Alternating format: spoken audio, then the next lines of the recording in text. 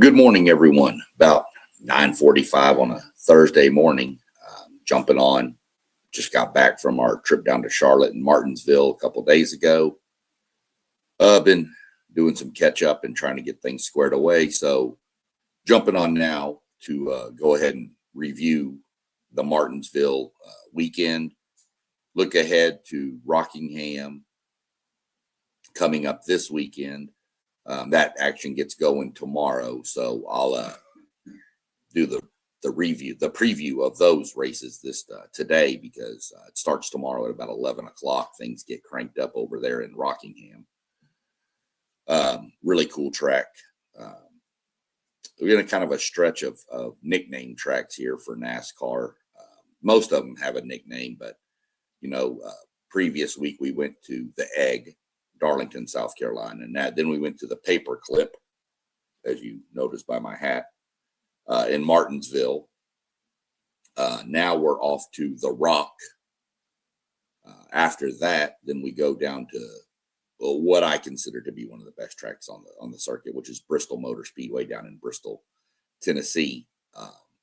That's known as the last great Coliseum, the Thunderdome. That thing's got so many nicknames, it's not even funny. But it's an amazing racetrack. So without any further ado here, we'll jump into our review of the O'Reilly Auto Parts race. The Truck Series was off last weekend, so we won't have any, obviously, review of them, except that they all took a break and did whatever they want, fish, whatever. But on the O'Reilly Auto Parts series, we had kind of what was expected. Justin Allgaier has just been on fire here lately.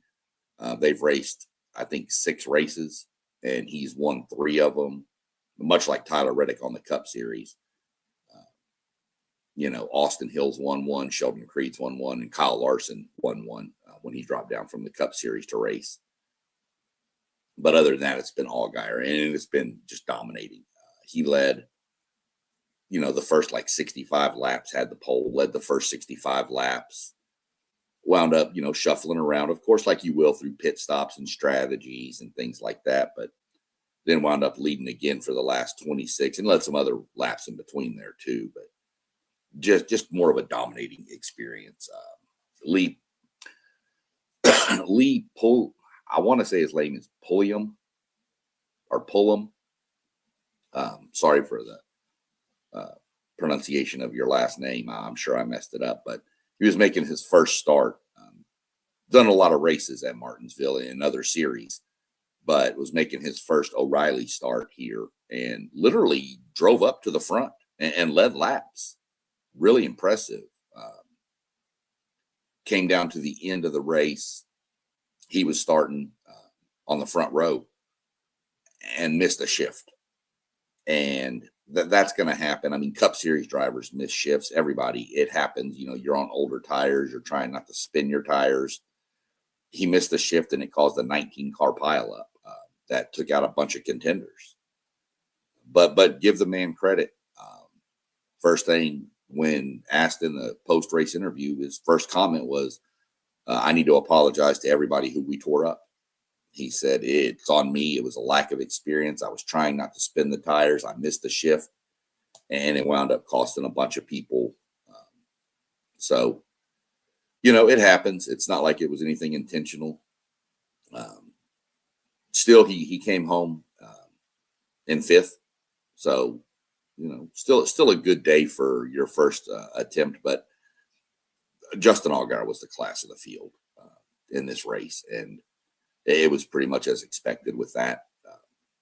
He's just so good he's such a good driver. And that being said, we'll get into how good of a driver he is here in a few minutes and tell you, it'll kind of give you an idea of how different the O'Reilly's cars are versus the Cup Series. Because he races in the Cup Series too right now. I don't know what's going to go on. I know he's going to race at Bristol in the Cup Series, filling in still for Alex Bowman, who's still recovering from vertigo. So we know he's going to drive at Bristol. But for somebody to be that dominant in the O'Reilly series, we'll get to his finish here in a minute in the Cup series. Looking at the results, we're just going to break through the top 10 here.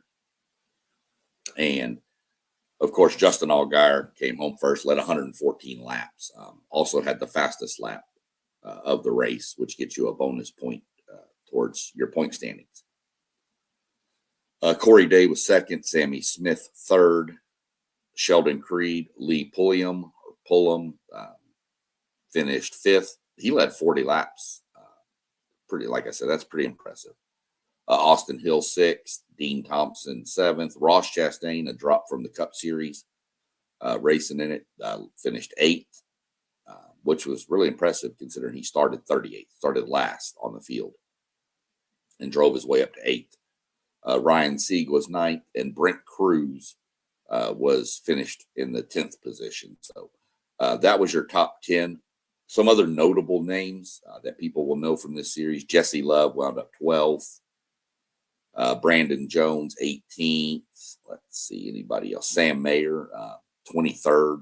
I think he was involved and got a little contact in that 19-car pileup. But that 19-car pileup did hold about a 30-minute red flag to clean it up. So Carson Kvapil was involved in the wreck. He finished 28th. Really about it for names down the list, just kind of sporadically thrown in. So again, Justin Allgaier is just, on a whole different level right now. And we'll see how it goes this week over in Rockingham. Shifting attention to the Cup Series. This was the race I was actually at. Me and my wife went to this race. And began to think at the beginning of the race we were going to see kind of a stink fest from Denny Hamlin. Just pure total domination from Hamlin. But like normal, same issues not issues, but same thing that happened last year at Phoenix in the championship race. Just Alan Gustafson and Chase Elliott made a strategy call that instead of splitting the last stage into thirds, or instead of splitting it into two, they were going to split the last stage into thirds. So they pitted early. Nobody else did, which gave them the advantage of fresh tires. They kept moving along, coming up a little bit. And then a caution fell at the exact time they needed. And they were able to come in and pit with everybody else and get tires for the last run to the end. And he was able to get ahead. And at that point, it was just a matter of maintaining the race, and Chase Elliott did it. And he beat Hamlin by 0.5 of a second. So it just looked like Denny Hamlin was going to just dominate. Won the first stage, won the second stage, and then a great pit call is really what it came to. A pit call that Alan Gustafson took a chance, and it paid off. In another world, there's a chance that it doesn't pay off, and Chase finishes outside the top 10. But you just don't know. You don't know when the yellows are going to fall. You know when two are going to happen between the stage breaks. Other than that, you don't know. So it's all a gamble, and it paid off. So kudos to that team for winning. Obviously, with Chase being NASCAR's most popular driver, it was a very popular win amongst the fans in the stands. That's for sure. And even walking back out of the track to the car, you just hearing people yelling about Chase Elliott and how great he is. So, it's just a big win for everybody that's a Chase Elliott fan or a Hendrick Motorsports fan, because that's their first win of the season. So now all manufacturers have at least one win. Ford and Chevy have one, and Toyota has the rest. So Toyota's got 5, Ford's 1, Chevy's 1. The little controversy that came out of this was in the third stage, coming out of turn 4, actually, probably 100 yards from where we were sitting. You saw Chase. There was an incident with Bubba Wallace and Carson Hocevar, and it was hard to see live because it happened kind of in the corner. But pretty much, Bubba Wallace just drove through Carson Hocevar. There's no way around it. Earlier on the lap, going into lap 1, Hocevar put it 3 wide, which is really tight at Martinsville. And Bubba was not appreciative of it. And then when they got to turn 4, he bumped him once to kind of, I guess, let him know, but then decided that wasn't good enough. And it just looks like he just drove straight through him. The announcer said it. Everybody said it. Of course, Bubba came out in his little interview and said he misjudged the corner, but that's typical race speak for, yeah, I did it, but I can't say I did it. So let me come up with this. A lot of drivers say it's not just a Bubba Wallace thing. So you've heard it from numerous people. Oh, I misjudged the corner, or I thought I was clear, or, so just race speak. It happens. Have to keep an eye on that to see if there's anything coming back towards Bubba from Carson Hocevar. But it was pretty, if you watch the replay, it was pretty legit that he just straight up turned him on purpose, and it caused a big pileup. But that pileup had nothing to do with the results of the race. This was going to be a Denny Hamlin, which wound up being Chase Elliott, win. But on a good note for my race team, the Wood Brothers number 21 car, Josh Berry had a good solid run, finished 17th the previous week at Darlington, and turned that in and followed that up with a 10th place run in Martinsville.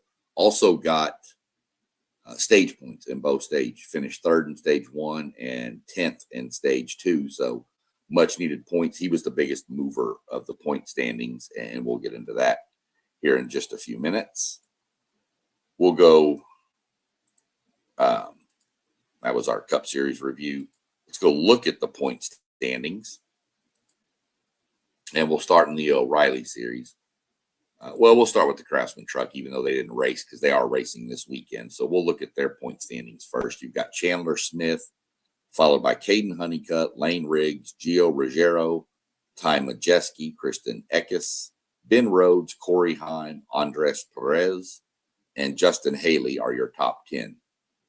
Top 10 in the Cups in the Truck Series make the chase. So as of right now, those are your chase participants. Names missing from it that are pretty impressed that are normally up in there. Somebody like a Grant Enfinger, Stuart Friesen. Here's somebody's fan favorite with Frankie Munoz from Malcolm in the Middle. That's literally who it is.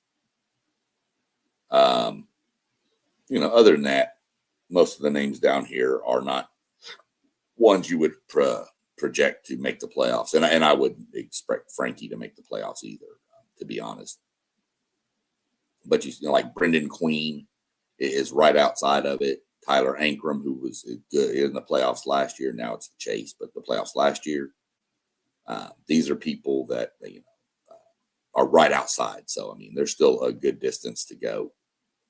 The chase begins after race 18 in the Truck Series.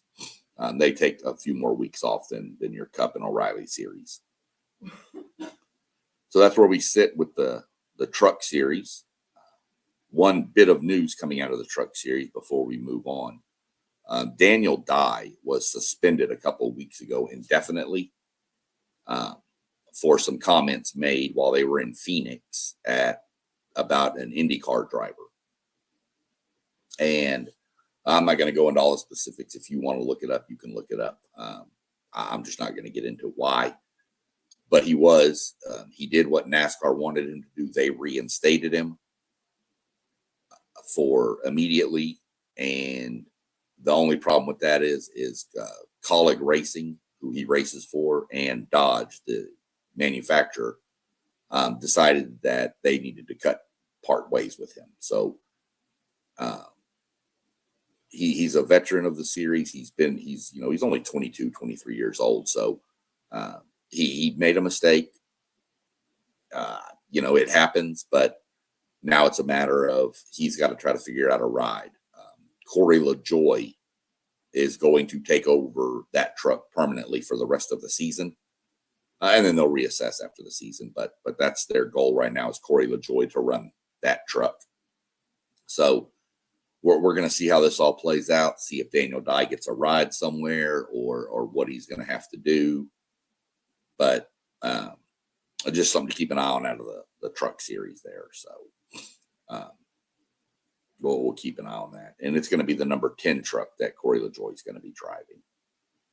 Jumping over to the O'Reilly standings. Now the top 12 in this series make the chase after race 24. So see, there's 6 more races.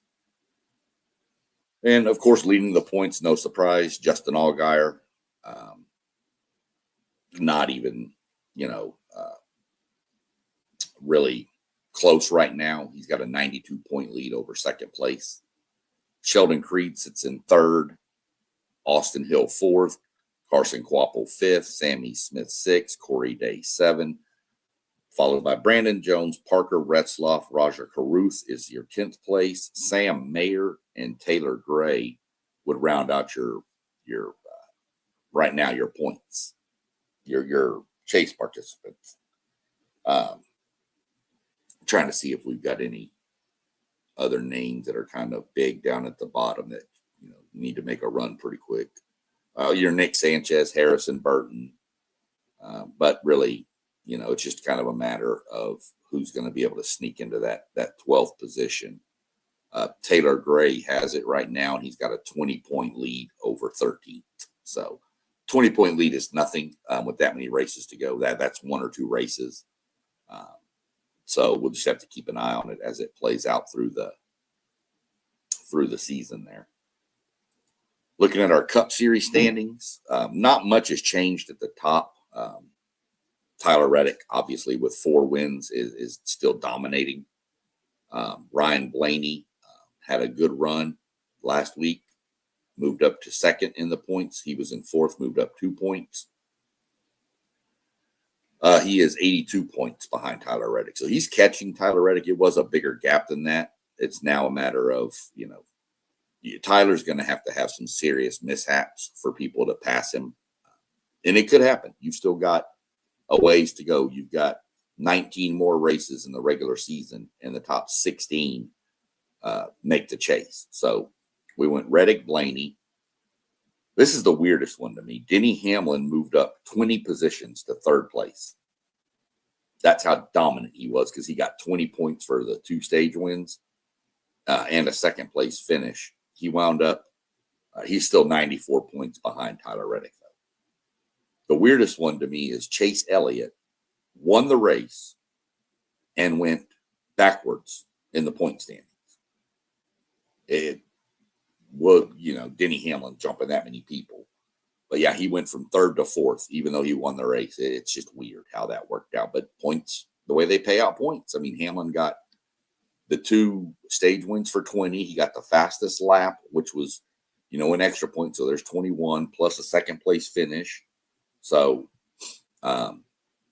that's, how quick you can jump when you're down near the bottom. He was in 23rd, obviously. William Byron went up 8 spots. Ty Gibbs went up 11. Christopher Bell went up 17. Brad Keselowski 8. Kyle Larson went up 6. Chris Buescher went up 1 point. And Bubba Wallace went down 9 due to the incident he had, which forced him to miss, quite a few laps. So Joey Logano finished, he went down to 12th place.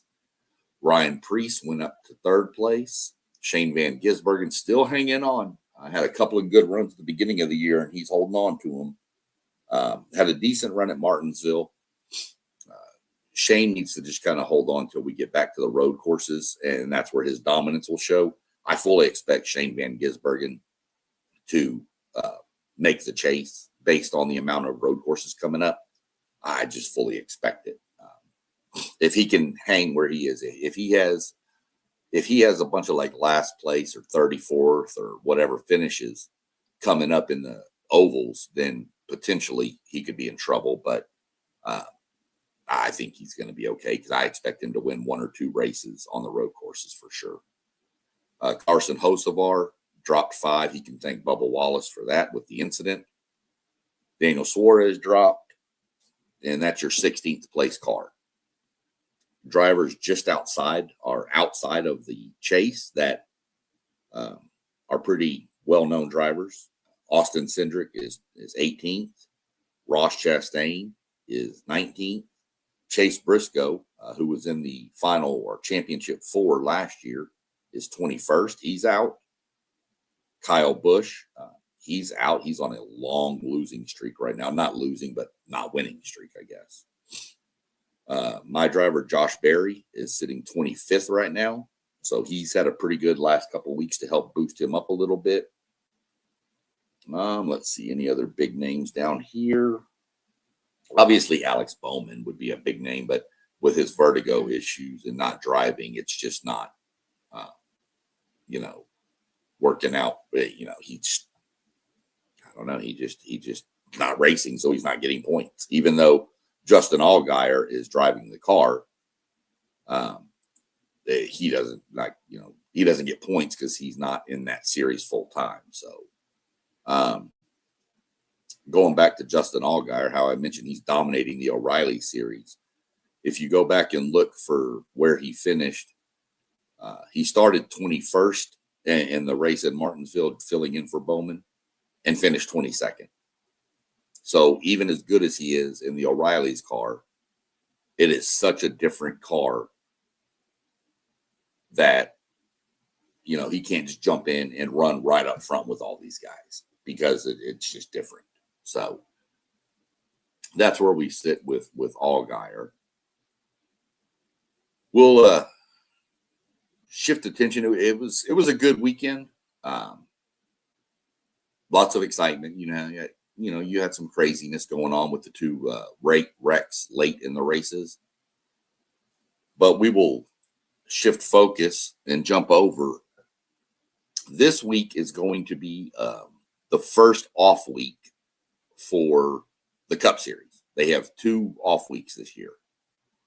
And this is going to be their off week. So going into Rockingham, very, very historic track from NASCAR. People love it. Obviously, it's nicknamed The Rock. It's a great racetrack for historical standards. It's another one that if the Cup Series goes back there, I'd like to go check out a race there. But, and it's not real far from where Martinsville is either. So, Truck Series, I'm going to have to go with some of the, the typical people. If Corey Heim, I don't think Corey Heim's racing in this one, but, your Chandler Smiths, your guys up front, Lane Riggs. I think Lane Riggs actually has done really well on this race last year, if he didn't even win it, maybe. But the Truck Series is, because they get so many breaks, it's kind of hard to build momentum with it. The race is the Black's Tire 250 tire shop out there, but your Chandler Smiths, Lane Riggs, Ty Majeski's, your normal people up front is pretty much what you're going to see when it comes to the Truck Series, just due to the simple fact that these are guys that are the big dogs in the sport at this level. Ty Majeski has been around. He's a champion of the sport, of the series. Um, you know, this is just Ben Rhodes. I would probably lean, if I'm leaning towards looking at a preview of this, I'm looking more at one of your Fords, either Smith, Riggs, Majeski, or Rhodes, to come out on top here. Again, I haven't seen an entry list. Well, speaking of which, it just came out. So let me refresh that. Corey Heim is racing in this race. So now my focus completely shifts. And I would take Corey Heim to win this. Because anytime Corey Heim is in a truck racing, betting against him at your own peril. He's just that good. He is the most dominant driver I've seen in a truck in a long time. Anytime you can win 12 races out of, 28, if you add in, well, it wasn't even that many last year. Yeah, it may have been 28. But 12 races last year, anytime you do that, I don't care what you're racing. That's super impressive. So he's going to be in the mix. Majeski's going to be in the mix. He normally is at these style tracks. Lane Riggs is really good. So any of those are one I'd look for. But with Corey Heim being in the race, I think hands down you have to lean towards Corey Heim. So kind of what I'll give a preview there on. And we jump over to the O'Reilly series. I don't think we're going to have any Cup Series guys dropping down due to the fact that they are actually on break this week. Most of them are going to want to take the break and just kind of, breathe. Their next break comes last week of July, first week of August, right in there. So, you figure we're April. They've got all of April, all of May, June, and all of July. So they're going to go, 4 months pretty much with no break. Then they get a break. And then I think they go 14 races straight to the end, including the chase. So scrolling through the list right now to see. I don't see any Cup Series guys dropping down. So, yeah, as expected, they're going to take the week off, spend it with family. It's Easter. The Cup Series pretty much normally takes Easter weekend off. There's been a few races on Easter, but it's normally dictated by how the season starts, to be honest, how the NFL season ends and where it ends. If it ends weird, then they normally will race on Easter. But normally Easter is a day off for NASCAR. So, you've got to watch Allgaier here. There's just nothing else about it. Allgaier is just on such a heater right now.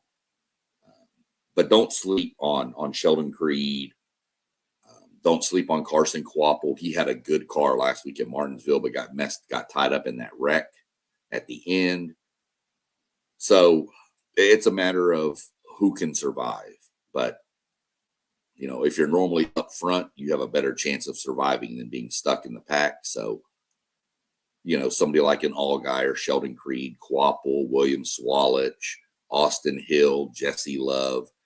Again, it's going to be your standards here. All of them are pretty much, you have your favorites. It's just a matter of, does something go on? Can somebody jump up and bite them and take the win from them? Every series has them. Your Cup Series has it. That's what. But even though you have favorites, again, all it takes is one bad pit stop, one mistake, one speeding penalty on pit road, something like that, and you're mired in the back, and then guys start racing harder because it's near the end of the race, and the next thing you know, your car's torn up. Even though you may have led 100 laps out of a 150 lap race, you could get torn up in the last 50 and finish in 30th position. So there's no guarantees to it, but you do have favorites, and those are some of them. I'm really, really curious to see how that plays out. And I'm really watching Brent Cruz. This was the kid who couldn't even race the first uh, two races of the year at Daytona and Atlanta because he wasn't old enough. He was only 17. He just turned 18. I think Monday was his birthday. So now he's eligible to race every track. And I'm really curious what he can do. I want to see how does he handle the grind of a full season. I mean, I guess it's not a full season because he's missed two races, but luckily with the O'Reilly series is they do have more off weeks than the Cup series, so it will work out for him. But I want to see how he handles the strains of every week, just going after not being used to it. So that's kind of our preview, kind of a shorter preview this week since the Cup Series isn't racing. Didn't go too in depth. It's a great race. I'll give y'all the schedule of how things are going to go this weekend. So on load. So, like I said, tomorrow at 11 a.m., you have practice for the truck series, the Craftsman Truck Series. You have practice at 11 and qualifying at 12. And then you turn around right after they're done qualifying, and you go to practice and qualifying for the O'Reilly Auto Parts Series at 1:30 and 2:30. When that's over, you have about an hour break. And then the race kicks off at 4:30 p.m. on Friday afternoon for the truck series. And to give you channels, the truck series qualifying and practice will be on FS2 or the Fox Sports app. You can pretty well get anything there too. O'Reilly's will be on the CW app for practice and qualifying. And then the race, again, the Black's Tire 200 at 4:30, all these times are Eastern again, is going to be on FS1, the Fox app, or if you're in the car driving and you have Sirius XM, you can listen to it on Sirius XM channel 90, which is the NASCAR channel. One of my favorite channels, probably my favorite channel on there. Saturday, we do have another series racing out there. I didn't preview it because it's the ARCA Menard Series East. These are a lot of your younger drivers too. You'll get a lot of younger. You get some veterans mixed in there, but mostly it's younger kids trying to make a name to move up to the truck series.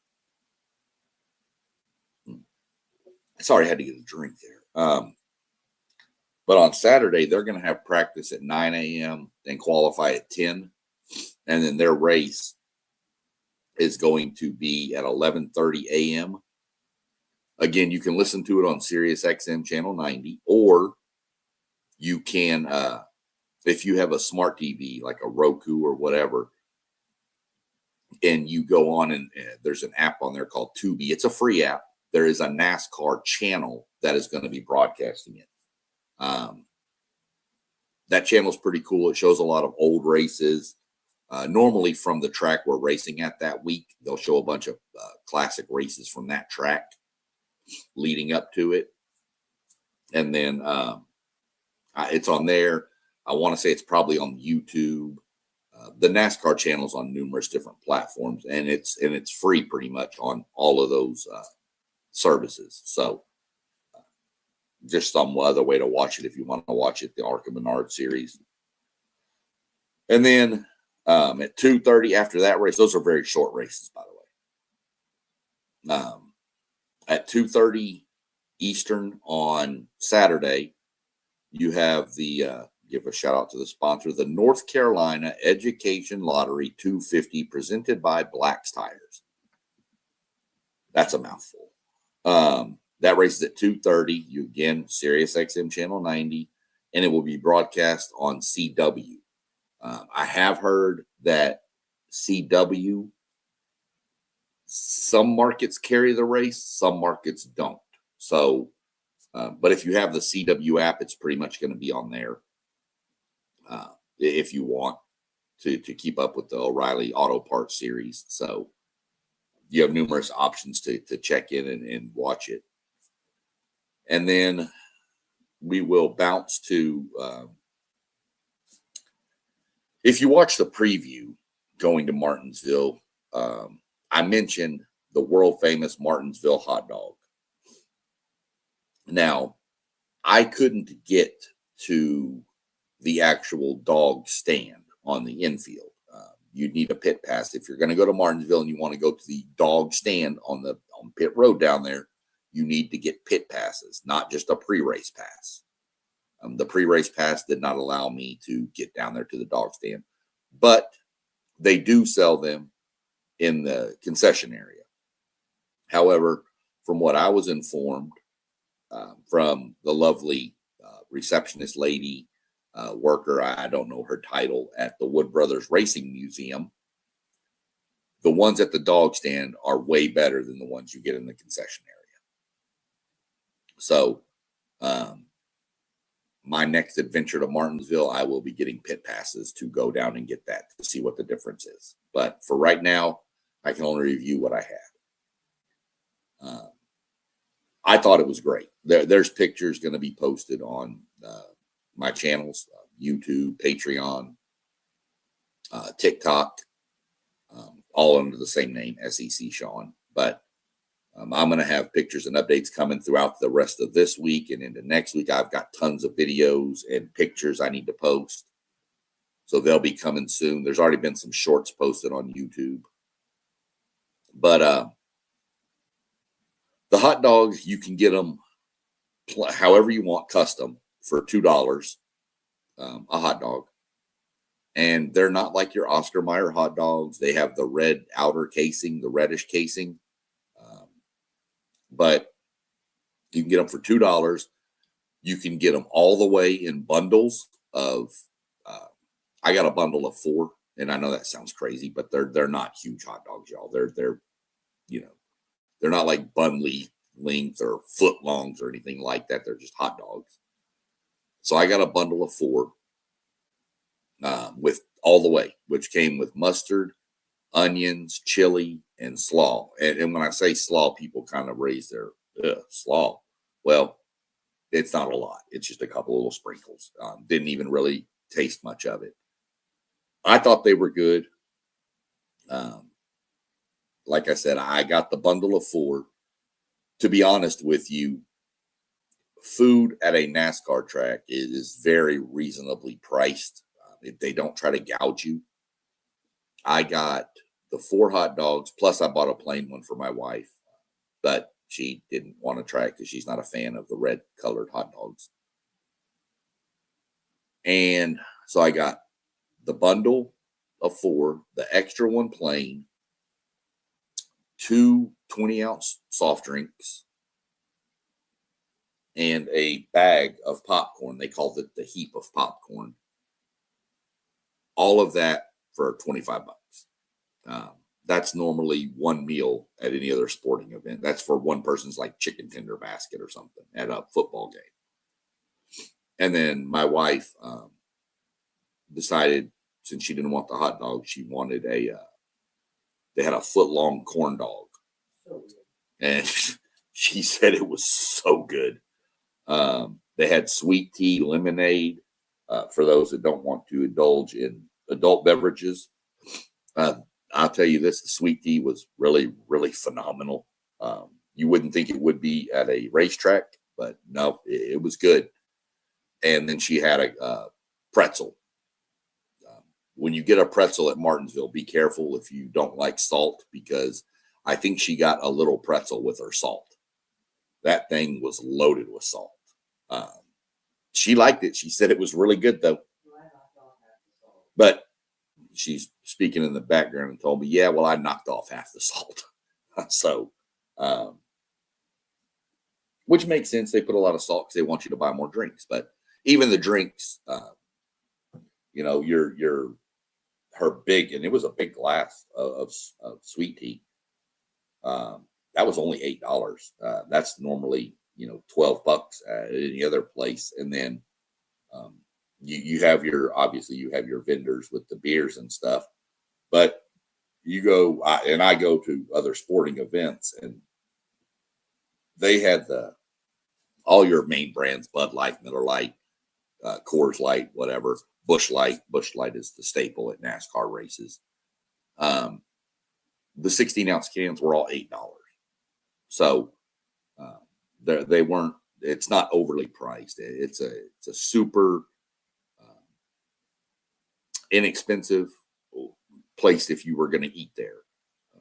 But you can also get you a cooler, a soft-sided cooler. Check the specifications of the tracks before you go. Some let you take them in, some don't.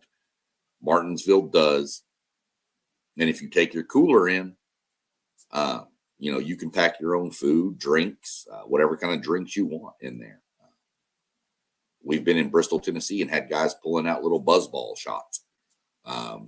We have people pulling out beers, whatever. So waters, it's just pack whatever you want in there, but check your local tracks before you go. Once you get your tickets, just go on and look at what you can bring, what you can't bring, things like that. Make sure you got the right dimensions and sizes. But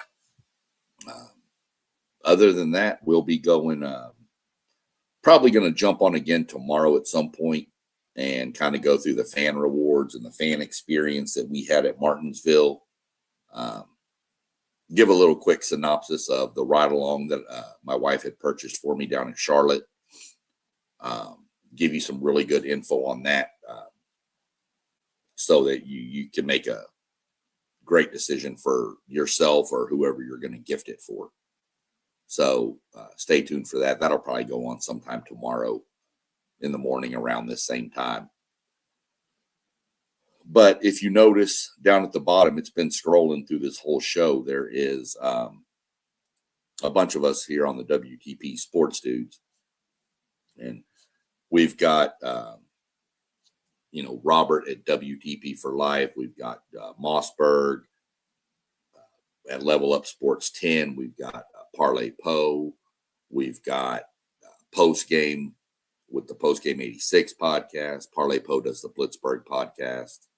You got One Take Zaya, who just has all kinds of great takes on all kinds of different stuff. I still tell him he needs to change it to mini takes, but he likes one take. We got T1 with City League TV, which is on Facebook. Goes around, does a lot for the youth, basketball, baseball, whatever, sports around the Columbus market. Of course, I'm SEC Sean. I mentioned it earlier. You can find me TikTok. You can find me, obviously, YouTube. You can find me on Patreon, where we do giveaways for paid subscribers. We gave away our first one last night, was a signed Ryan Preece info card from the race this weekend. And an info card is not like a trading card, what you're thinking. This is just an example of an Austin-centric one. And on the back, it gives a bunch of details about them and stuff. So I have a few more of those signed. We'll be looking to give away for paid subscribers. And as we get more paid subscribers over there on the Patreon, we're going to bump up the valuation of what the giveaways are. So, stay tuned, tune in. I'm not looking to break anybody's budget by membership costs. They're very reasonable, probably too reasonable, to be honest, but it's not a big deal.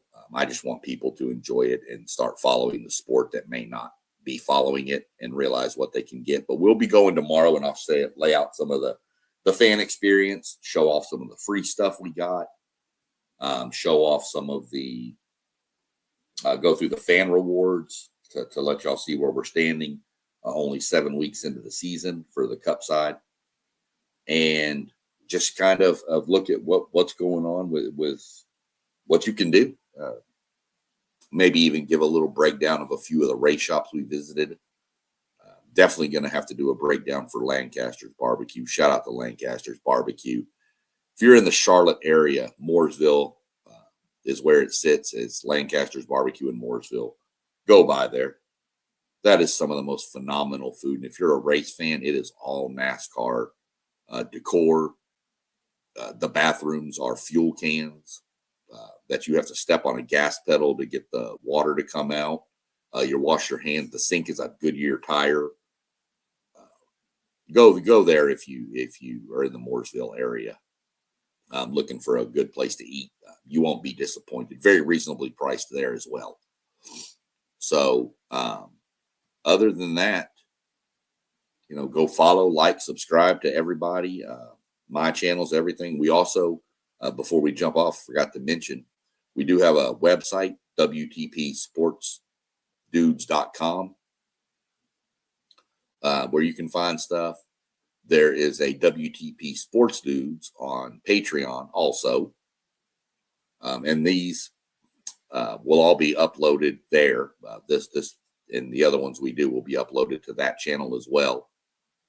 This will be uploaded to my channel. All the NASCAR stuff stays on my channel pretty much. And then I also, we have Spotify for the podcast. So if it becomes a series or something you're interested in and you're driving, can't tune in and watch it, after the stream, I put it all on Spotify. My talks are under NASCAR Talks under the podcast tab. And then the WTP Sports Dudes 2026 is up there as well with the stuff we talk about on those pods, which are pretty much all kinds of different sports. Just a variety of sports we talk about there. But other than that, hope everybody enjoys their Thursday. I know most people are probably at work. I was on vacation this week, so hopefully y'all get home, get the notification, tune in, watch it, see what you like, and then catch up this weekend with the racing, and we'll be back tomorrow to go through some other stuff. Y'all have a good afternoon.